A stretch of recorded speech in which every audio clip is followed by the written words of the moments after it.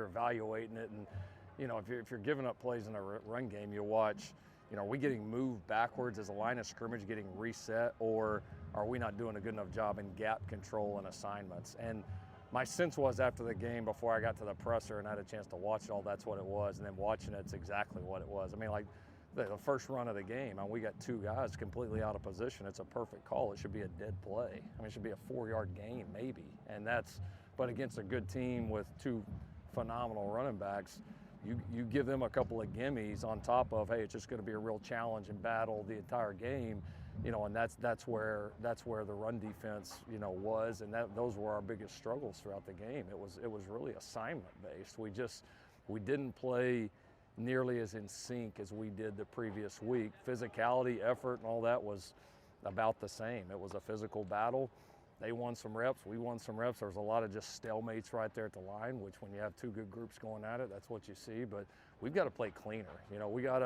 It's great. We were motivated and ready to play, but those games, you got to combine that with playing just really good ball, like at the end of the day, and being really in sync. And so obviously we're going to dedicate a lot of time to working on that here in the bye week. And here in these last several opportunities, that's got to be at its very best. The Notre Dame loss meant you guys were 0-6 against top 25 teams on the road since you've taken over as coach. Do you feel, is there a through line that you can sense at all through any of those losses or difficulties that you guys have had against good teams? Yeah, we've put ourselves in position to win a lot of these games. Obviously, you've got to go win them. I get it. That's in your ascent as a program, that's one of the last steps, because it's the hardest thing to do, to go on the road and win against really good football teams in college football forever and ever.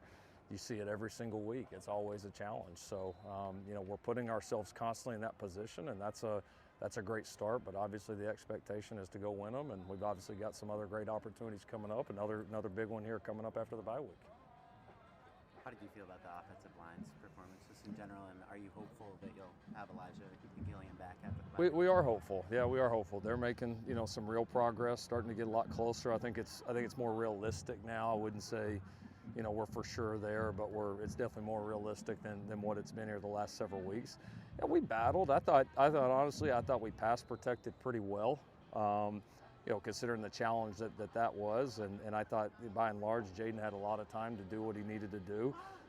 We weren't quite as clean in the run game as we were against Michigan. We missed some opportunities. We had a lot of plays in the run game where 4 guys were really good and 1 guy got beat or missed an assignment, and it made us pay, because the number of just kind of agonizingly close runs were tough to watch that night on the plane ride home, and that's kind of what we sensed during the game. So did a lot of good things, but got to play better. Obviously got some big challenges upcoming. We'll talk about the missed assignments here in the second part of the season. Why do you think that's still coming up? Well, you get challenged every week, especially defensively is a different challenge. People are going to formate different. They're gonna block runs different. They're gonna give you different motion shifts, and that's where you've just got to stay really locked into your assignment. And I felt like what happened a little bit the other night was we give up the first one, which was total assignment based. And then all of a sudden, you saw a couple of guys, I felt like, that started trying too hard to make a play or cover up for a mistake when a couple things didn't go our way, and that's when you've just got to trust it the most. And it's easy to sit here in a press conference and say that when you're in the middle of competition like it's tougher to do. And so it was a great learning experience for our guys to put that up there, because I've been a part of wins or losses, where like a team wasn't like as ready to play as they needed to be or as physical as they needed to be, and you got to go address that. But when you're as emotionally ready as we were to play that game, because this team was emotionally ready to play that game, but the execution and working together costs you.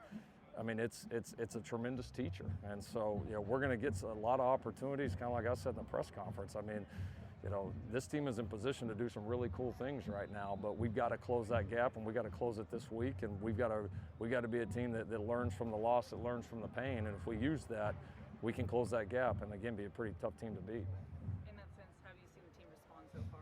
Yeah, they've been good. We had a really good practice here. I think they were, watching it, I think they saw exactly kind of what we talked to them about after the game and what we talked about in the team meeting yesterday, and they came out here ready to work and own the things that got to be better. And I think they they're disappointed, but I think they also see, a gap that they know that they can close. And it's just, you got to come out here and get your elbows dirty and go to work. Coach, you mentioned the physicality on defense is going to be one point of interest you're going to work on during the bye week. But when you look at the team as a whole, what's one goal you hope to achieve?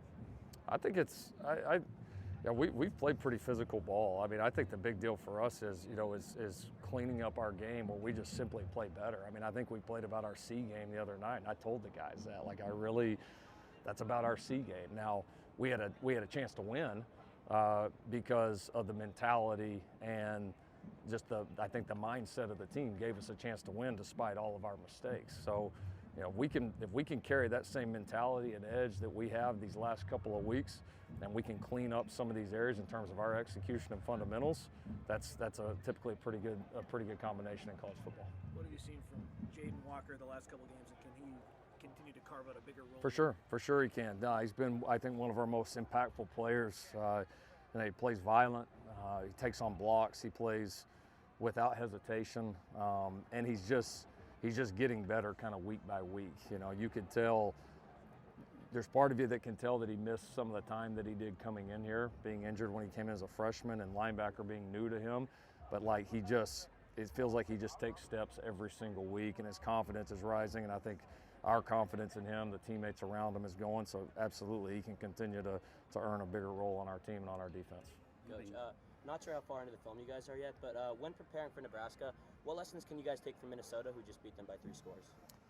Yeah, I mean, obviously you're going to study every opponent and every team that somebody's played. Every game plays out differently. So yeah, I mean, like this and the matchups, all that are going to be different. But sure, we'll pay attention to that. The games they've won, the games they've lost.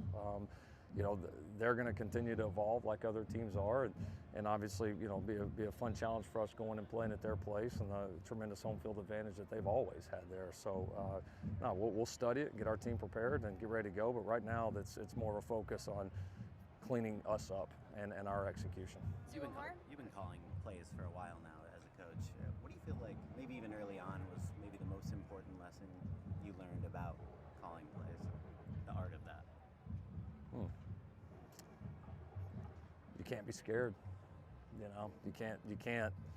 You got to call, what you believe is best in the moment, not what, fans think or announcers think or anybody else. You got to trust, your preparation, your guys, your coaches. And I think a lot of times fear inhibits people when they're calling plays of what might happen.